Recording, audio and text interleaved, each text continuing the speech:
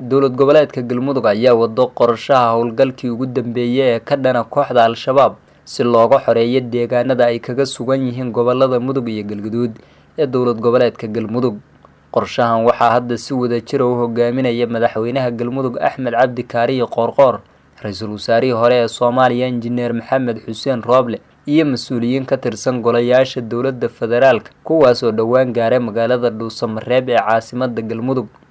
howlgalka deegaanada galmudug oo horaantii Agoosto la curtay kacdoonka gobolka Hiiraan ayaa gaabis ku yimid kadib markii ay yimaadeen isku dhaxyaaca cidda sidoo tooska ah u hogaaminaysa dagaalka, waxaana jiray tuhmo ah inay jiraan faragelino dagaalka ka dhana oo kooxda waaye arag ay ku dhex leeyihiin madaxdii nabad iyo nolol oo daqarro siyaasadeed u arka howlgalkan shabaab looga xoreynayo dalka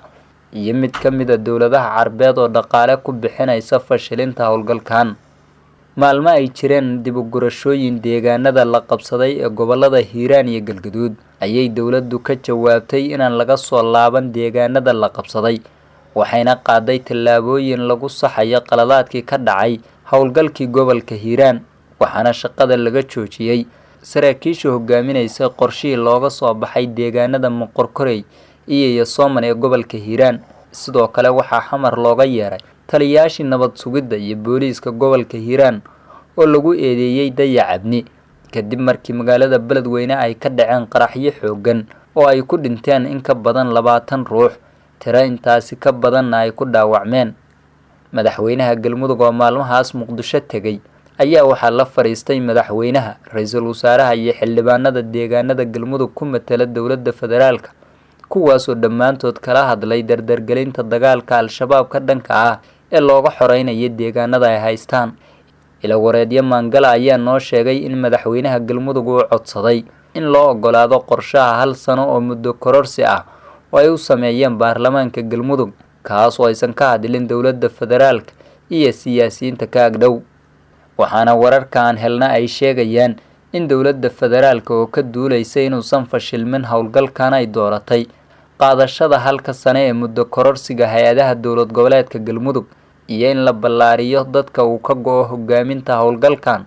taas oo keentay inay qayb ka noqdaan ra'iisul wasaarihii hore Maxamed Xuseen Rooble iyo madaxweynihii hore ee galmudug Cabdikariin Xuseen Guuleed oo hadda howlgalka lagu biiriyay. qorshahan waxaa barbar socda qorshe beelaha deegaanadooda la haysto ciidamadooda looga dejinayo magaalada Beledweyne ee xarunta gobolka Hiiraan, kuwaas oo dagaalka ka soo gali doona galbeedka gobolka Galgaduud, taas oo badinaysa furimaha dagaal ee looga duulayo kooxda ka soo horjeeda nabadda iyo deganaanshaha Soomaaliya. dhinaca kale gudaha deegaanada galmudug ayay ciidamadu maalmaha soo socda furimo dagaal oo cusub ka furi doonaan bariga iyo koonfurta gobolka Galgaduud iyo sidoo kale deegaanada koonfureed ee gobolka Mudug oo muddo ay ku dagaalamayeen ciidamada daraawiishta galmudug oo garab ka helaya dadka deegaanadaasi. qorshahan dagaal ayaa lagu go'aaminayaa shir 2 cisho uga socday madaxda galmudug iyo siyaasiyiinta reer galmudug magaalada Dhuusamareeb ee caasimadda galmudug, sida uu sheegay madaxweyne ku-xigeenka galmudug Cali Daahir Ciid oo la hadlay idaacadda laanta afka Soomaaliga ee BBC-da. waxaana soo gaaray wafdi ballaaran oo uu hogaaminayo ra'iisul wasaarihii hore Maxamed Xuseen Rooble, uu ka mid yahay madaxweynihii hore ee galmudug Cabdikariin Guuleed iyo madaxweynihii hore galmudug Cabdi Qaybdiid, senator xildhibaano, xubno kala duwan oo mas'uuliyiin ah oo ka soo jeeda galmudug ka soo jeedana soo gaaray. barina insha Allah wufuud kalaana soo gaaraysa. ujeedada wafdigaas ay u imaanayaan waxa weeye abaabul aad u ballaaran oo wadanka looga xoreynayo nimanka qawaariista al-shabaab wuxuu ka socdaa Dhuusamareeb. shacabka iyo dowladda galmudug oo is abaabulay iyo qabaa'ilada 12 qabiil ee galmudug wada dega oo is abaabulay baa hawshoodu ay ka socotaa Dhuusamareeb. marka kulankaasu wuxuu daaran yahay sidii wadanka loo xoreyn lahaa. shirku 12 beelood ee galmudug ku midaysan buu mataqaanaa gooni u yahay, waxaana looga tashanayaa dib u xoreynta deegaanada galmudug ee kooxdaas qawaariista al-shabaab ay haystaan. waxaa soo kordhay waa duufaantan cusub ee Soomaaliya guud ahaan ka socota ee wadanka looga sifeynaya al-shabaab ay ka qayb qaadanayaan ciidamada xoogga dalka Soomaaliyeed, ciidamadan macawisleyda, qabaa'ilada kala duwan si wada jir ah dadkii oo gacmaha is haystaan waxay rabaan inay culeyskan iska dulqaadaan shabaab. marka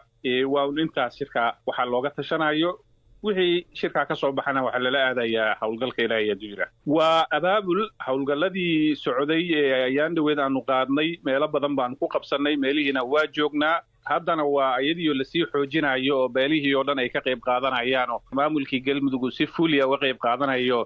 senataradii iyo xildhibaanadii federaalka nagu matalayeen ay iyaguna ka qayb qaadanayaan waa howl aad u ballaaran waaye oo baaxad leh oo aan rabno guud ahaan galmudug inaan ku sifayno